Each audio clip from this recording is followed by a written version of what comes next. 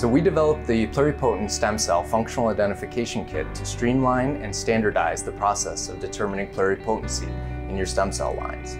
So whether it's human-induced pluripotent stem cells or embryonic stem cells, you need to be able to determine their capability to differentiate into the 3 major germ layers.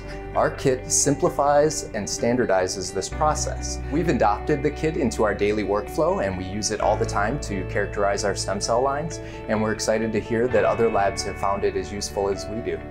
So when we were initially testing the potential of our cells to be really pluripotent stem cells, so to differentiate into the 3 germ layers.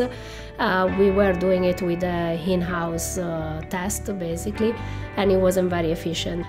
When we switched to the Bio-Techne kit, we find that it was absolutely super efficient. In a few days you can have results about the 3 germ layers, especially endoderm, that we could never see before, and it's very easy to use. You just have to aliquot at the beginning all the reagents, and you just go and take what you need and do your experiment. In a few days you have the results. It's easier, it's more direct, it's shorter.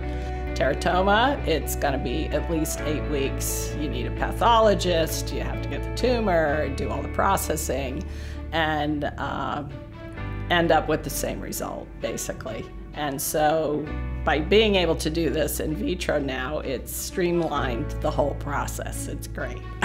I also like that the antibodies come with the kit, so we don't need to look for antibodies. The protocols are really very detailed, and it has been working really well for us.